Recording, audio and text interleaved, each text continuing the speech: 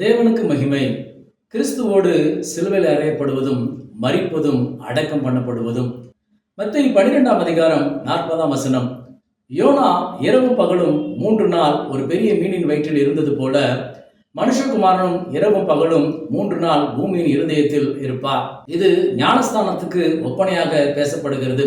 கிறிஸ்துவோடு கூட சிலுவையில் அறையப்பட்டு, கிறிஸ்துவோடு கூட மரித்து, கிறிஸ்துவோடு கூட அடக்கம் பண்ணப்பட்டு என்று பவுல் எழுதுகிறார். ரோமர் 6:6 அவரோடு கூட சிலுவையில் அறையப்பட்டது. ரோமர் 6:8 அவரோடு கூட மரித்தது. ரோமர் 6:4 அவரோடு கூட அடக்கம் பண்ணப்பட்டது.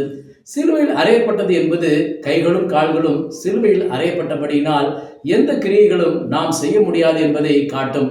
ஆனாலும் கண்கள், காது, வாய் என்ற அவயங்கள் மரிக்காத இடத்தில், அவைகள் பார்க்கக்கூடிய இடத்திலும், கேட்கக்கூடிய இடத்திலும், பேசக்கூடிய இடத்திலும் இருக்கிறது. கேட்கக்கூடாதவைகளை கேட்பதும், பார்க்கக்கூடாதவைகளை பார்ப்பதும், பேசக்கூடாதவைகளை பேசுவதும் என்ற நிலையை மாற்றும்படியாக நாம் மரிக்க வேண்டும்.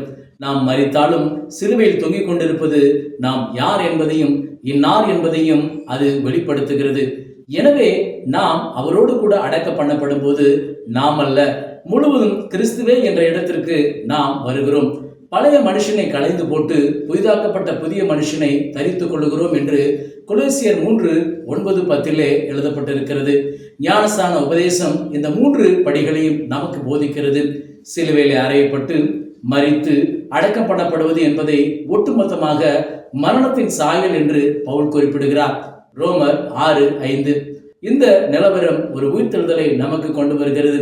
கலாத்தியர் 2:20 நான் மாம்சத்திலே பிழைத்திருப்பது தேவனுக்காக, அவருடைய விருப்பத்தை நிறைவேற்றும்படியாக நான் பிழைத்திருக்கிறேன் என்று பவுல் சொல்லுகிறார்.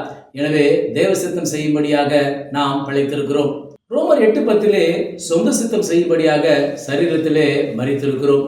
தேவ சித்தம் செய்யும்படியாக சரீரத்திலே பிழைத்திருக்கிறோம். இந்த அனுபவம் ரோமர் 8:11 இயேசுவை உயிரோடு எழுப்பினருடைய ஆவி உங்களில் வாசமாய் இருந்தால் சாவுக்கு எதுவான உங்கள் சரீரங்களையும் உயிர்ப்பிப்பார் என்று எழுதப்பட்டிருக்கிறது. பரிசுத்த ஆவியின் அபிஷேகமே சரீர மீட்பை நமக்குள்ளே கொண்டு வருகிறது. ரோமர் 8:23 படி சரீர மீட்பாகிய புத்திர சுவிகாரத்தை நாம் அடைந்து கொள்ளுகிறோம். சரீர மீட்பு என்பது மறுரூபத்தை வெளிப்படுத்தும். 2 தெசலோனிக்கேயர் 2:14 படி கிறிஸ்துவின் மகிமையை அடைந்து கொள்கிறோம் என்று பவுல் எழுதுகிறார். ரோமர் 12:1-2 வசனங்களிலும் மனம் புதிதாக்கப்பட்டு சரீரம் மறுரூபமாக்கப்படுகிறது.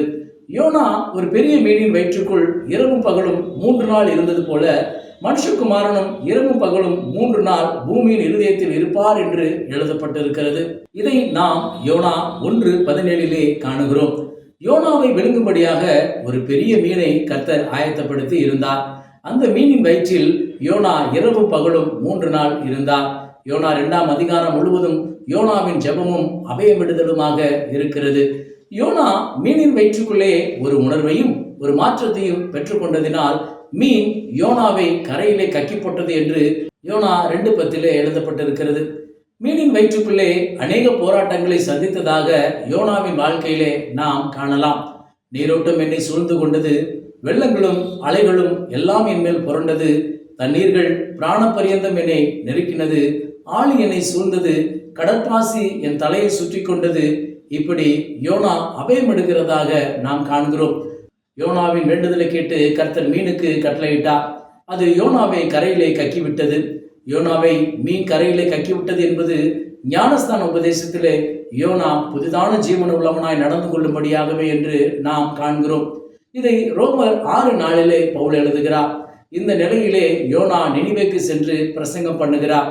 யோனாவின் பிரசங்கத்தை கேட்ட நினிவே ஜனங்கள் மனம் திரும்பினார்கள், பாவங்களை அறிக்கை செய்தார்கள், பாவங்களை விட்டுவிட்டார்கள், உபவாசம் எடுத்தார்கள், தங்களை தாழ்த்தினார்கள், தேவனுடைய இரக்கத்துக்காக காத்திருந்தார்கள். யோனாவுடைய பிரசங்கம் நினிவே ஜனங்களை ரட்சித்தது. யோனா தனக்கு ரட்சிப்பு கிடைத்த இடத்திலே நினிவே ஜனங்களுக்கு கிடைத்த ரட்சிப்பை ஏற்றுக்கொள்ளவில்லை. நமக்கு இறங்கினது போல மற்றவர்களுக்கும் நாம் இறங்க வேண்டும். நமக்கு மன்னித்தது போல நாம் மற்றவர்களுக்கும் மன்னிக்க வேண்டும்.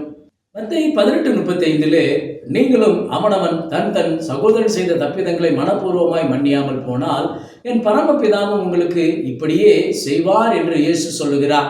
நம்முடைய பாவங்கள் மன்னிக்கப்பட்ட இடத்திலே நாம் மற்றவர்களுடைய பாவங்களை மன்னியாமல் போனால் பரமபிதாவினிடத்தில் நமக்கு மன்னிப்பு கிடைக்காது. அப்போஸ்தலர் 2:38 பாவ மன்னிப்புக்கென்று நாம் ஞானஸ்நானம் பெற்றுக்கொள்ளும் போது பரிசுத்தாவின் வரத்தை பெறுகிறோம் என்று பேதுரு சொல்லுகிறார். எனவே ஞானஸ்நான உபதேசம் பாவங்களை மன்னிக்கிற இடத்திலும், சிலுவையில் அறையப்பட்டு மரித்து அடக்க பண்ணப்பட்ட இடத்திலும், உயிர்த்தெழக்கூடிய இடத்திலும் இருக்கிறது. இந்த உபதேசத்துக்கு ஒப்பு கொடுப்போம். கர்த்தர் உங்களை ஆசீர்வதிப்பாராக. ஆமென்.